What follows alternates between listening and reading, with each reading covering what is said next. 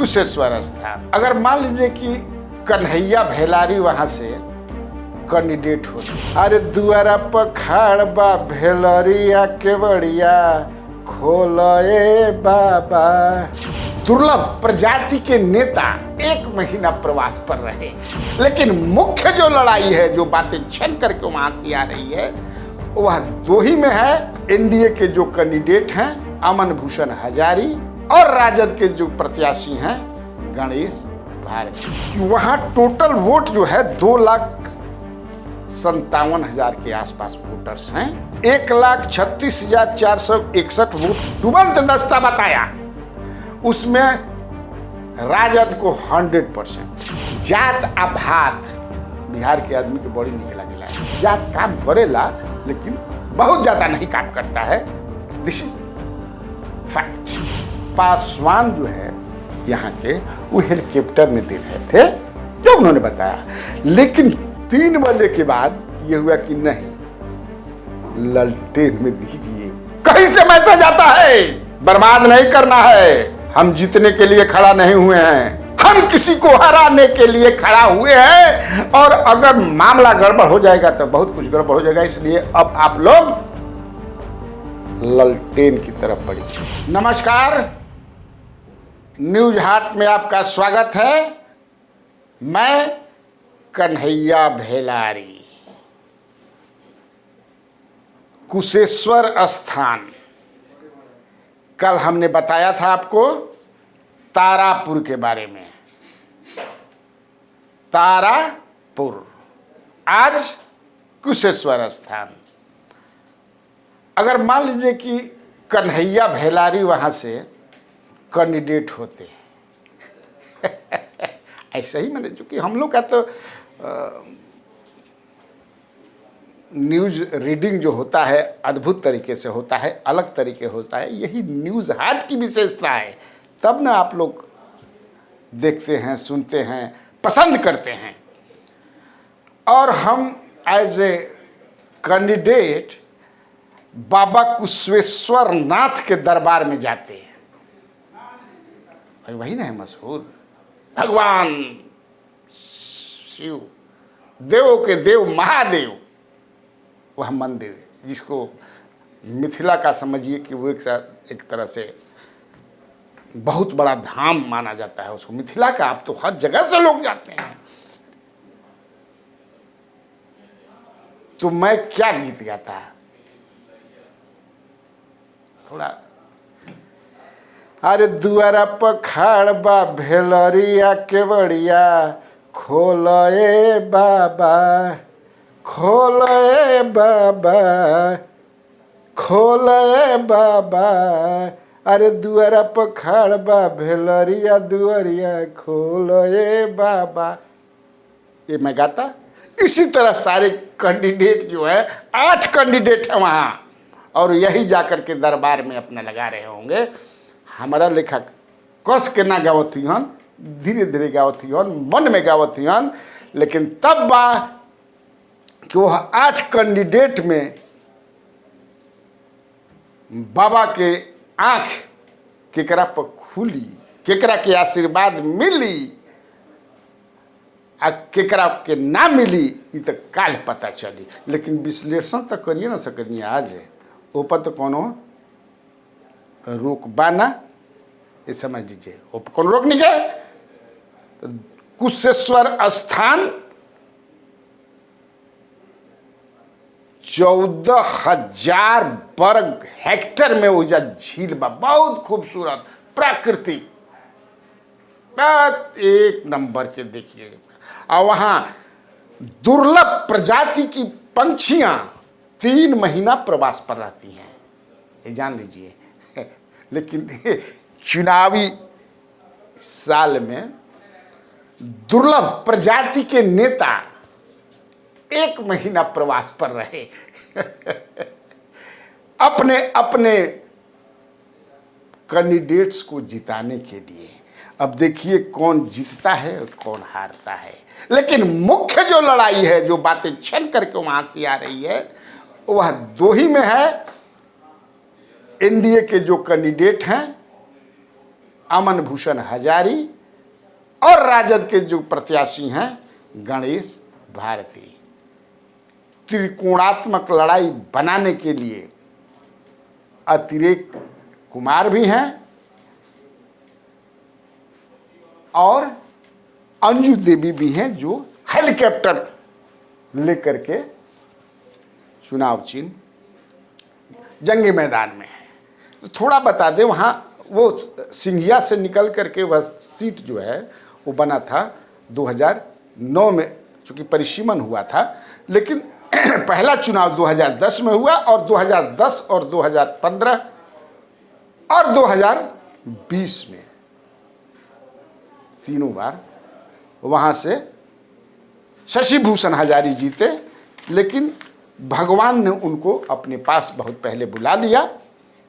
वो कार्यकाल पूरा नहीं कर पाए तो उनके पुत्र जो हैं अमन भूषण हजारी उनकी जगह पर चुनाव लड़ रहे हैं। तीर छाप उनका निशान, लड़ रहे हैं क्या, लड़ गए हैं, रिजल्ट आना बाकी है।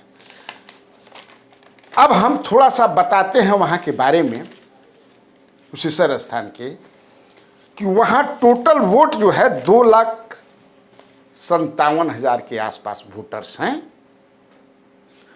और पिछली बार 1,36,461 वोट पड़े थे, जिसमें 53,980 वोट ला करके शशि भूषण हजारी जीत गए थे और 46,758 वोट महागठबंधन के प्रत्याशी यानी जो कांग्रेस के थे अशोक राम जी उनको मिला था। पूनम देवी जो लोजपा के हैं, उस समय उनके पास बंगला था, अब बंगला जो अनबा तो टूट गई, फूट गई, घर बटा गई, तो अब उनको हेलीकॉप्टर मिल गया है।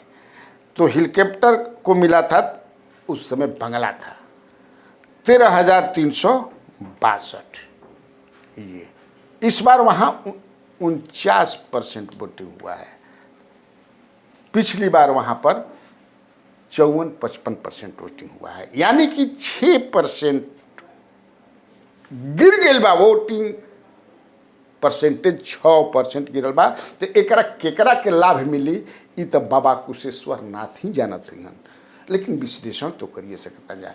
देखिए वहाँ के लोगों से बातचीत करने के बाद सुनिए कौन जात कितना, हर चीज में बार बार ये कहता हूं कि जात आ भात बिहार के आदमी के बड़ी निकला गया है जान लो, जात पर बतियाव आप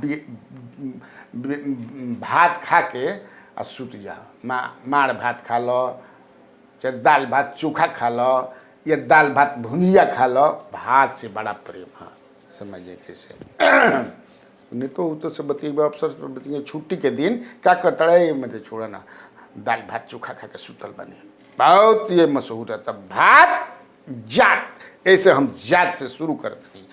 वहाँ पर किस जात के लोग लगभग कितने हैं, अब हमारा भरी एग्जैक्ट थोड़े बा है ना, कोई भी बा, लेकिन वो चला लावा था कि हे जात के हाथ ना बांध, हे जात के हाथ ना बांध हिंकर और जात के आधार पर समझ कि वोट के थोड़े बोलोला अनलेस और एंटिल जब वेब ना होके, वेब जब रहेला तो बुझाई जल करे बाप रे बाप वेब बाप। अब वेब में जैसे 77 में रहे, फिर ये 2014 में नरेंद्र मोदी के वेब रहे प्रधानमंत्री बनावे खातिर, 89 में बीपीसी के वेब रहे, ऐसा तो वेब हुआ, फिर 84 में इंदिरा गांधी के वेब आ गई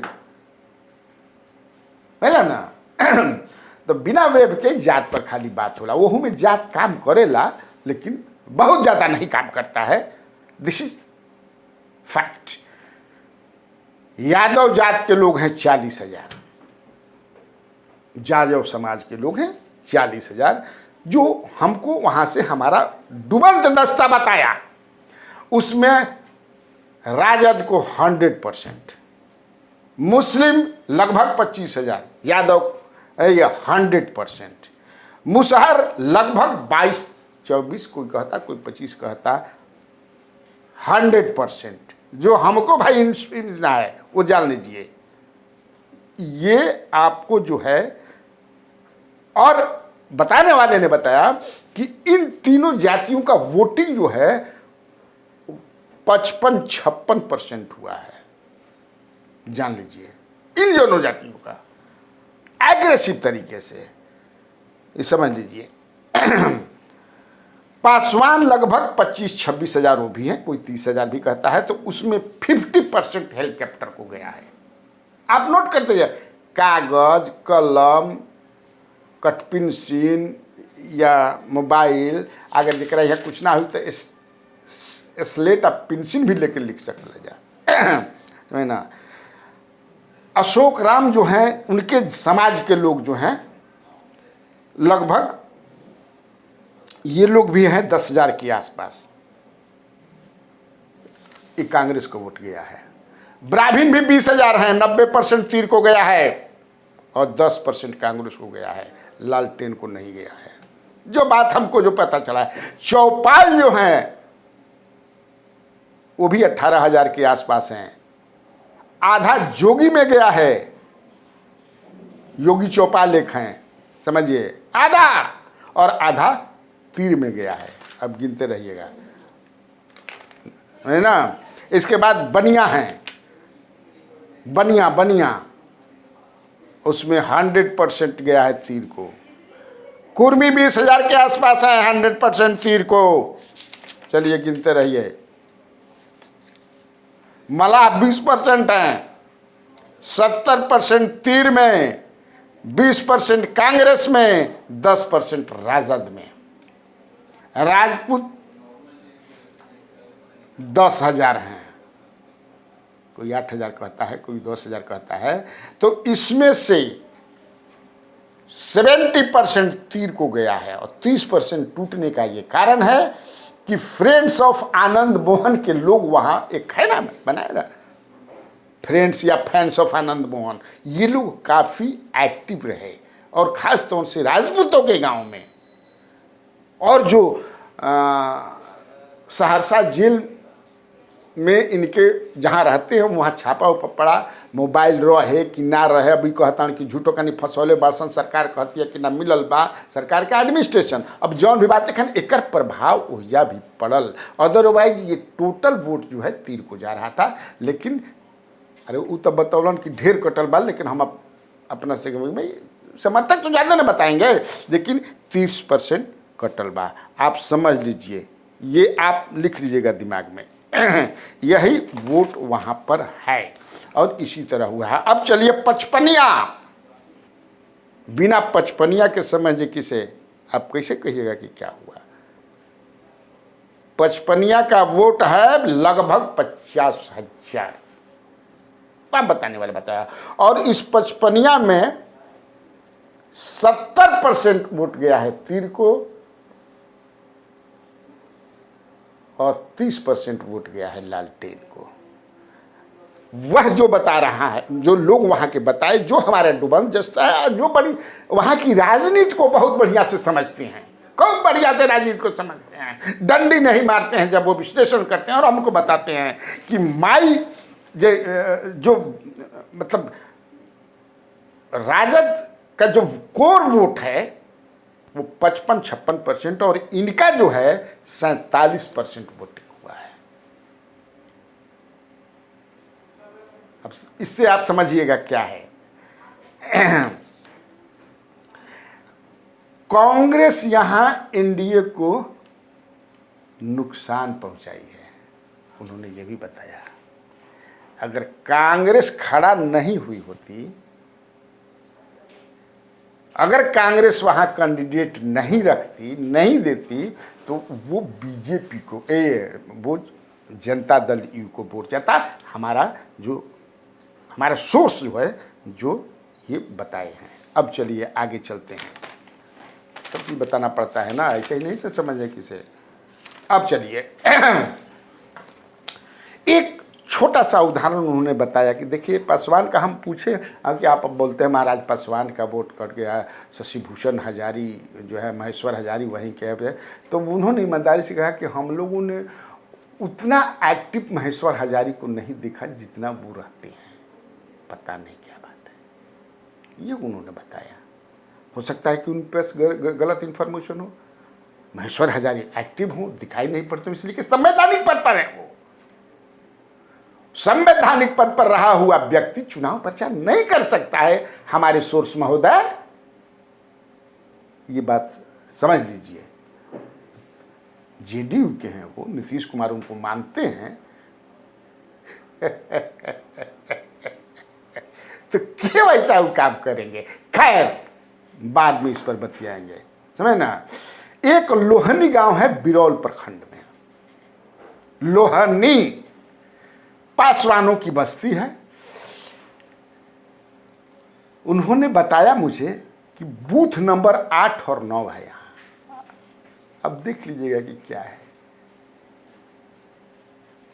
पासवान जो है यहाँ के, वो हेलीकॉप्टर में दे रहे थे जो उन्होंने बताया, लेकिन 3 बजे के बाद ये हुआ कि नहीं, ललटेन में दीजिए।